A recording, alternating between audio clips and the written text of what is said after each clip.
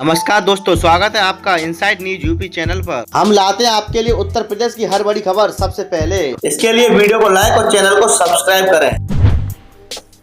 Banaras railway station से 2 नई अमृत भारत ट्रेनें रवाना, पीएम मोदी के हाथों उद्घाटन। प्रधानमंत्री नरेंद्र मोदी ने मंगलवार को 2 नई अमृत भारत ट्रेनों को हरी झंडी दिखाकर रवाना किया। बरेका में मुख्य समारोह का आयोजन किया गया, जबकि बनारस रेलवे स्टेशन के प्लेटफॉर्म नंबर 8 पर भी उद्घाटन समारोह के लिए मंच बनाया गया था। बरेका से जिस समय पीएम द्वारा हरी झंडी दिखाई गई, उसी समय प्लेटफॉर्म नंबर 8 से अमृत भारत को रवाना किया गया। 7 मई से 21 मई तक होगी स्वगणना, 22 से होगा प्रथम चरण। ऐसे करें अपने परिवार की जनगणना।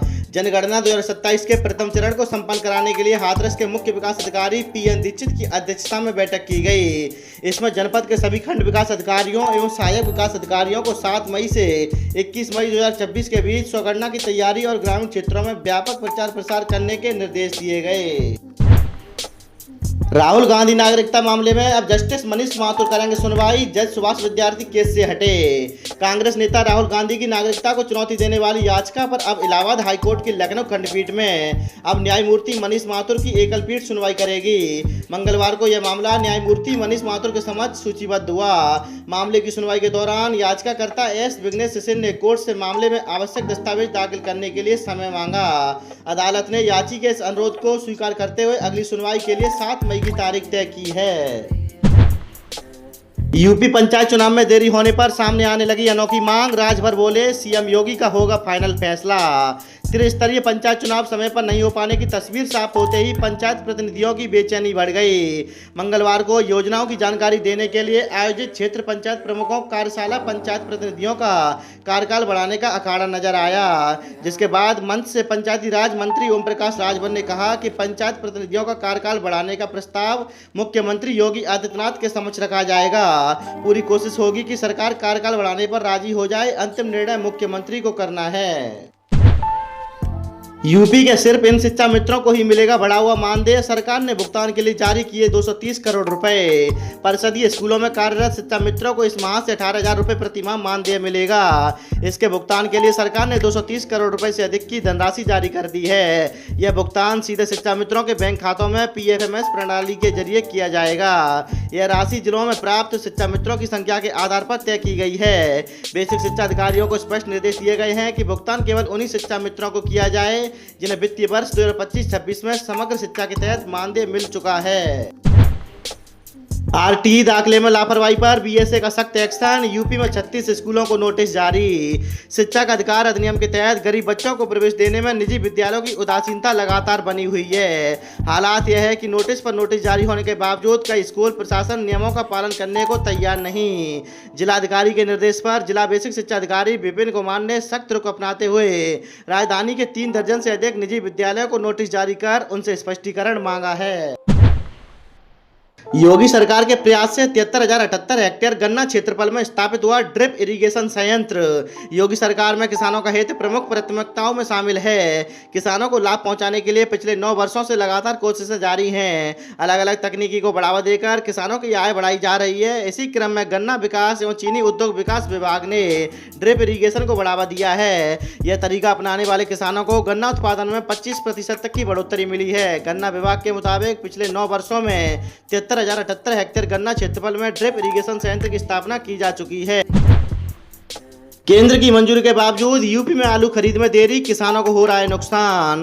कीमतें गिरने से नुकसान झेल रहे आलू उत्पादक किसानों को केंद्र सरकार ने तो राहत देने का रास्ता खोल दिया है, परंतु प्रदेश के उद्यान विभाग की सुस्ती इसमें रोड़ा बनी हुई है। केंद्र ने बाजार हस्तक्षेप योजना के तहत प्रदेश सरकार को 20 लाख टन आलू खरीदने की अनुमति दी है। 650 रुपए प्रति क्विंटल की दर से किसानों से आलू खरीदने के लिए 203 करोड़ रुपए भी आवंटित कर दिए हैं, परंतु इसके साथ दिन गुजरने के बाद भी उद्यान एक क्रय केंद्र भी शुरू नहीं कर पाया। इंटर पास युवाओं के लिए पढ़ाई के साथ नौकरी का मौका, लखनऊ के अलीगंज आईटीआई में लगेगा रोजगार मेला। आईटीआई और इंटर पास युवाओं के लिए रोजगार के साथ उच्च शिक्षा पाने का सुनहरा अवसर सामने आया है। अलीगंज स्थित राजकीय आईटीआई परिसर में बुधवार को रोजगार मेला लगेगा। सुबह 10 बजे से हरियाणा की डेंसो कॉर्पोरेशन कंपनी भाग लेगी, जो युवाओं को नौकरी के साथ साथ डिग्री हासिल करने का मौका भी देगी। यूपी पुलिस में इस साल 1 लाख नई भर्तियां होंगी, सीएम योगी का बड़ा ऐलान। मुख्यमंत्री योगी आदित्यनाथ ने मंगलवार को युवाओं को बड़ी खुशखबरी दी। उन्होंने युवाओं का हौसला बढ़ाते हुए कहा कि योग्य, क्षमतावान, स्वतः स्फूर्त भाव के साथ नौजवान यूपी पुलिस बल का हिस्सा बनना चाहता है और इसके लिए भर्ती और प्रोन्नति बोर्ड युवाओं को अच्छा अवसर उपलब्ध कराएगा। उत्तर प्रदेश पुलिस भर्ती और प्रोन्नति बोर्ड इस वर्ष लगभग 1 लाख नई भर्ती करने जा रहा है। पिछले 3 दिन में यूपी होम बोर्ड में भी 41,000 भर्ती के लिए परीक्षा दी जा चुकी है।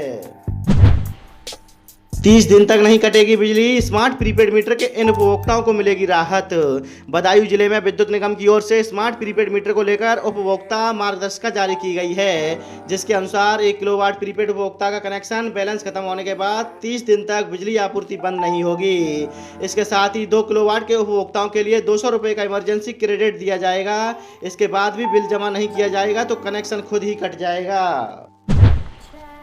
यूपी के 50 से अधिक जिलों में बूंदाबांदी के आसार, गर्मी और लू से लोगों को मिलेगी राहत।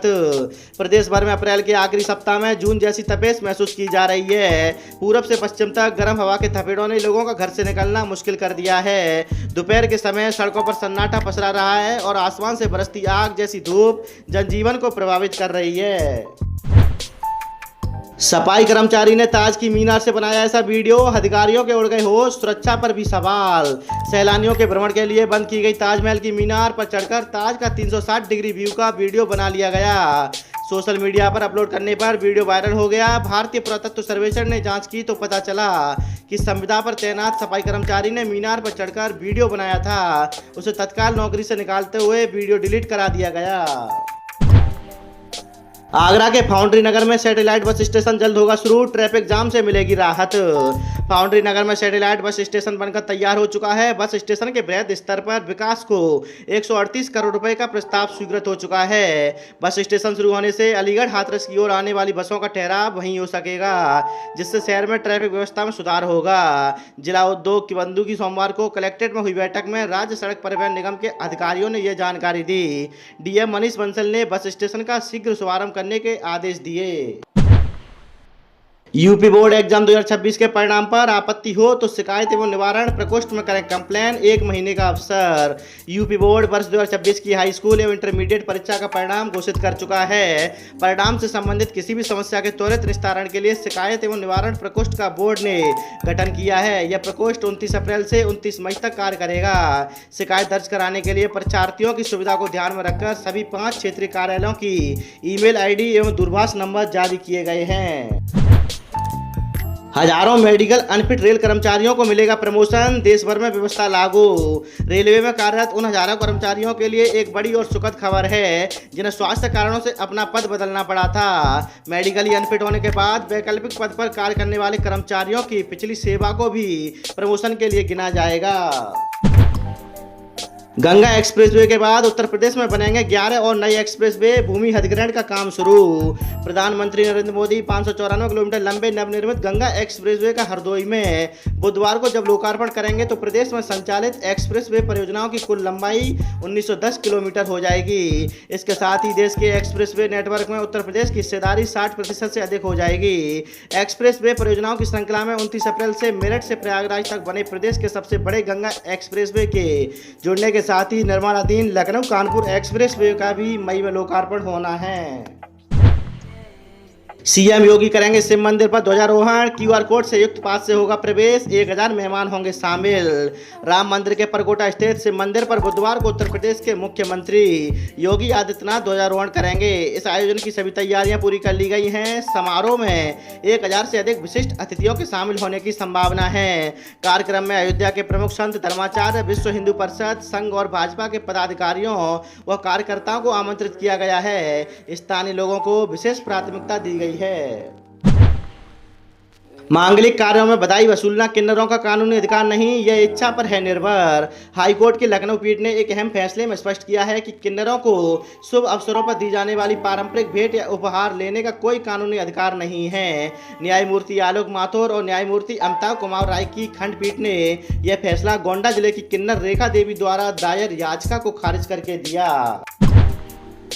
प्रदेश के 44 जिलों तक पहुंचा पीएनजी का नेटवर्क। अब तक हो चुके हैं 22 लाख कनेक्शन। उत्तर प्रदेश में पीएनजी गैस नेटवर्क का तेजी से विस्तार हो रहा है। राज्य के 44 जिलों तक पीएनजी लाइनें पहुंच चुकी हैं। सरकार की त्वरित मंजूरी व्यवस्था से पाइपलाइन बिछाने का काम तेज हुआ है। इंडियन ऑयल के कार्यकारी निर्देशक संजय भंडारी ने सोमवार को यह जानकारी दी। उन्होंने बताया कि राज्य में अब तक लगभग 21.55 लाख पीएनजी कनेक्शन दिए गए हैं।